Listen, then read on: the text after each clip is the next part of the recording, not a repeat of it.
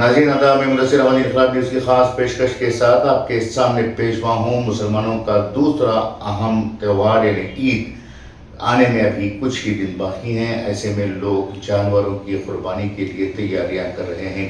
عید الاضحیٰ کے معنی یہ عید جو ہے سب سے اہم قربانی کے سلسلے سے جڑی ہوئی ہے۔ جانوروں کی قربانی کرتے ہوئے مسلمان ایثار کا ایک جو جذبہ ہوتا ہے اسے پیش کرنے کی کوشش کرتے ہیں۔ جانوروں کی بڑے پیمانے پر جہاں خریداری ہو رہی ہے، جس طرح سے ہمارے ہاں جانوروں کی خریداری ہو رہی ہے، وہ خریداری ایک معنوں میں نہ صرف مسلمانوں کے لیے عید ہے بلکہ جانوروں کے مالکان کے لیے بھی ایک عید کی طرح ہی ہوتی ہے۔ لیکن مسلمان جس طرح سے جانوروں کی خریداری سے لے کر اس کی نمائش تک لاپرواہیاں اختیار کر رہے ہیں، وہ سراسر آنے والے دنوں کے لیے خطرے کی گھنٹی ہے۔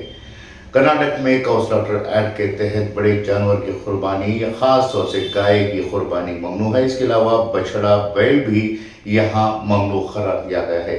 باوجود اس کے اب بھی ہزاروں کی تعداد میں لوگ جانور خرید رہے ہیں۔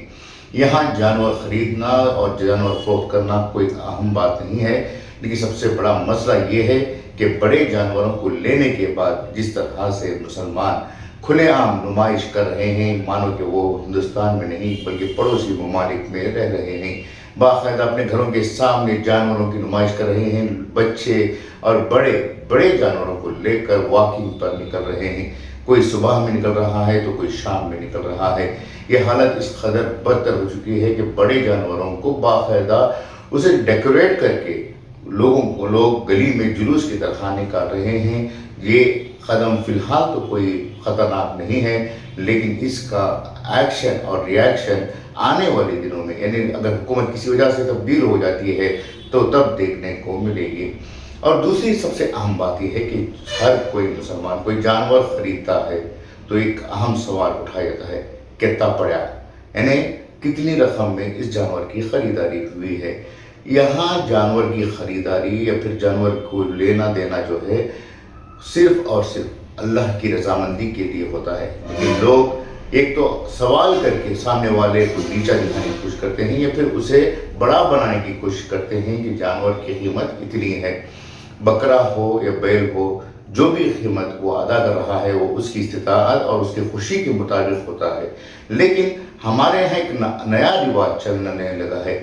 بعض لوگ تو ایسے ہوتے ہیں کہ جان بوجھ کر اپنے جانور کے تعلق سے پروموشن حاصل کرنے یا پھر اپنی بڑکپن کو یا پھر امیری کو ظاہر کرنے کے لیے لوگوں کے سامنے یہ کہتے ہوئے سنے ہیں کہ میں نے اتنا بڑا بیل لیا ہے، اس کی قیمت ₹1,00,000 ہے، ₹1,25,000 ہے، اتنا گوشت آئے گا۔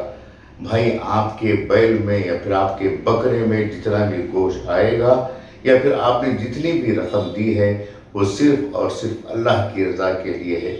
ویسے مسلمان تو سال بھر یوں بھی ایک عام سا انسان 25-50 کلو گوشت تو کھا ہی لیتا ہے، لیکن آپ اپنے جانور کو جس طرح سے پروموٹ کر رہے ہیں وہ اللہ کی رضامندی کے لیے نہیں بلکہ آپ کی امیری کے دکھاوے کے لیے ہو رہا ہے۔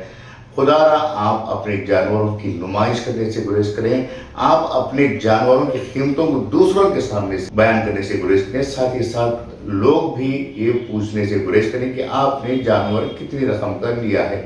وہ جتنی بھی رقم کا لیا ہو وہ آپ کے ذریعے سے تو ادا نہیں ہوگا یا پھر آپ اس کی رقم ادا نہیں کریں گے تو کیوں پوچھ لی جاتی ہے رقم کی؟ آج مسلمانوں کی ہر عبادت، چاہے قربانی ہو یا پھر حج ہو، سب کچھ دکھاوا ہوا ہے۔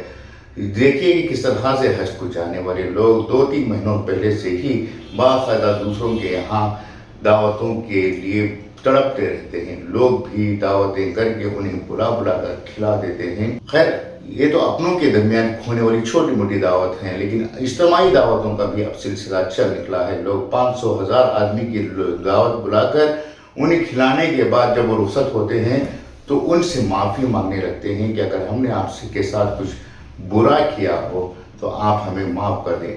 لیکن یہی مسلمان جو معافی عام لوگوں سے مانگتے رہتے ہیں، اپنے ہی رشتہ داروں سے معافی مانگنے سے گریز کرتے ہیں، اپنوں کے یہاں جو لین دین کے معاملات ہیں انہیں درست کرنے سے گریز کرتے ہیں، یہاں تک کہ بعض سرکاری اہلکار اور عوامی نمائندے جنہوں نے پوری زندگی اپنی رشوت خوری میں نکالی ہو، وہ بھی جانے سے پہلے لوگوں سے معافی مانگتے ہیں अगर वाकई में इनमें हिम्मत होती तो वो उन लोगों से भी माफ़ी मांगते जिनके पास उन्होंने रिश्वत ली थी, जिनके पास उन्होंने पैसे लेकर काम किया था, हर दिन दफ्तरों के चक्कर कटवा कर परेशान किया था, उनसे भी माफ़ी मांगते। और बाज़ लोग जिन्होंने सरकार का पैसा खाया था वो भी आम लोगों से माफ़ी मांगते हैं।